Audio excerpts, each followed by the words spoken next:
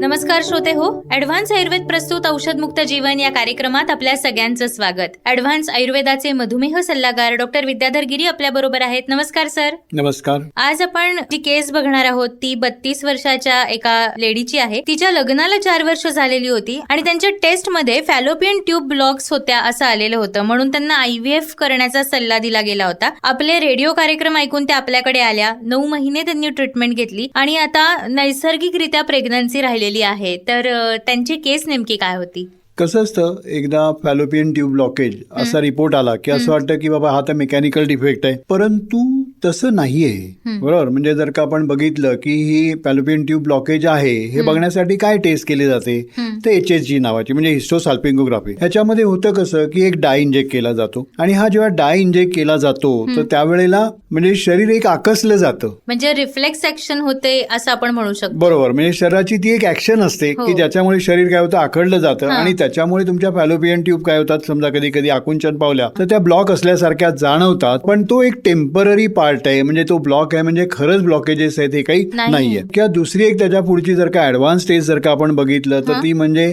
Laparoscopy. बरोबर, पण दुर्बीण ज्या वेळेला टाकली जाते तेव्हा सुद्धा कधी कधी काय होतं, शरीर अशी रिॲक्शन देते, म्हणजे त्यावेळेला तेवढ्या पुरतं आकुंचन पावलेलं असू शकतं. त्यामुळे आमच्याकडे आलेल्या अशा बऱ्याच केसेस आम्ही बघतो की जर का यांना जर का प्रॉपर ट्रीटमेंट दिली, म्हणजे मेनली कसं झालेलं असतं की त्या एरियातलं वातावरण बिघडलेलं असतं, त्याच्यामुळे थोडाफार फॅलोपियन ट्यूबला कधी कधी टेम्पररी ब्लॉकेजेस आलेले असतात किंवा इतर काही एंडोमेट्रायसिस झालेलं असतं किंवा इतर काही प्रॉब्लेम झालेले असतात. म्हणजे बेसिकली त्या भागामध्ये जो काही एक इम्बॅलन्स झालेला असतो एनर्जीचा, त्याच्यामधून हे प्रॉब्लेम झालेले असतात. आणि हे जर का प्रॉब्लेम व्यवस्थित सॉल्व्ह केले तर नक्कीच काय होतं, नैसर्गिक प्रेग्नन्सी राहू शकते. या विषयावर आपण अजूनही बोलणार आहोत, पण तत्पूर्वी श्रोते हो, वंध्यत्वासारख्या आजारामध्ये सुद्धा तुम्ही आयुर्वेदाच्या साथीने नैसर्गिक प्रेग्नन्सीचा लाभ घेऊ शकता आणि यासाठी संपर्क करू शकता डॉक्टर विद्याधर गिरी यांच्या ॲडव्हान्स आयुर्वेदाला. डॉक्टर विद्याधर गिरी दर गुरुवारी करिश्मा चौक कोथरूड इथे, दर शुक्रवारी काळेवाडी पिंपरी चिंचवड इथे आणि इतर दिवशी हडपसर इथे तुम्हाला भेटू शकतील. अपॉइंटमेंटसाठी संपर्क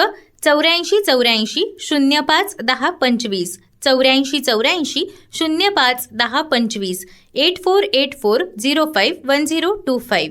सर, मग यांच्या केसमध्ये काय इम्बॅलन्स झाला होता आणि काय ट्रीटमेंट देऊन तो आपल्याला बॅलन्स करता आला जेणेकरून नैसर्गिकरित्या प्रेग्नन्सी राहिली? आयुर्वेदानुसार जर का बघितलं तर हा जो काही म्हणजे पेल्विकचा जो भाग आहे तो वाताशी संबंधित येतो. म्हणजे प्रॉपर पाळी येणं असेल किंवा म्हणजे तुमचं कॉन्स्टिपेशन सारखे प्रॉब्लेम, म्हणजे म्हणतो ना की डेफिकेशन असेल, स्टूल पास होणं असेल, युरिन पास होणं असेल, हे सगळं अपान वायूच्या अंडरमध्ये येतं. ज्या वेळेला वातदोष निर्माण होतात किंवा त्या ठिकाणी जर का म्हणजे पित्त वाढलं किंवा हीट जर का वाढली तर त्याच्यातून आपण बघतो की मग बरेचसे प्रॉब्लेम क्रिएट व्हायला लागतात. आणि हा जो काही इम्बॅलन्स आहे त्याच्यामुळे मग PCOD सारखे प्रॉब्लेम क्रिएट होणं किंवा म्हणजे एंडोमेट्रायसिस सारखे प्रॉब्लेम क्रिएट होणं किंवा म्हणजे टेस्ट करताना फॅलोपियन ट्यूब ब्लॉकेजेस असल्यासारखं दिसणं, म्हणजे त्यामुळे तो ब्लॉकेज आहेच असं मान्य करणं योग्य होणार नाही. तर असे प्रॉब्लेम्स येतात. मग अशा वेळेला जर का म्हणजे बघायचं की त्या स्त्रीची प्रकृती काय आहे, मग त्यानुसार मग तिला बाबा बॅलन्स करण्यासाठी पहिल्यांदा वमन द्यायला पाहिजे. म्हणजे जर का कफज असेल तर वमन दिलं गेलं पाहिजे किंवा जर का पित्तज असेल तर मग विरेचन देऊन नंतर बस्ती दिली गेली पाहिजे. त्याच्यानंतर म्हणजे गर्भाशयातलं वातावरण योग्य करण्यासाठी तिला उत्तर बस्ती दिला गेला पाहिजे. आणि ह्या पद्धतीने म्हणजे प्रायमरी लेवलला तर कसं असतं की मॉडर्न मेडिसिन एवढे झालेले असतात की शरीराचं डिटॉक्सिफिकेशन गरजेचं असतं. तर ही जी काय आपण शोधन चिकित्सा करत असतो, बरोबर ना, म्हणजे पंचकर्माच्या द्वारे, तर त्याद्वारे काय होतं असतं, शरीराचं शुद्धीकरण होतं, वातपित्त कफाचा बॅलन्स होतं आणि त्याच्यामुळे काय होतं की म्हणजे पाळी येणं किंवा म्हणजे अंड व्यवस्थित तयार होणं, या सगळ्या गोष्टी व्यवस्थित होत असतात आणि त्याच्यातून नैसर्गिक प्रेग्नन्सीची निर्मिती होत असते. तर या लेडीच्या बाबतीत आपण असंच केलं. जो काही आपलं एक शेड्यूल आहे, बरोबर ना, म्हणजे त्यांची पित्त वात प्रकृती होती, त्यानुसार आपण त्यांना विरेचन आणि बस्ती दिला, उत्तर बस्ती दिला आणि त्याच्यातून तिथलं वातावरण योग्य झालं आणि मग त्याच्यातून काय झालं, नैसर्गिक संततीचा त्यांना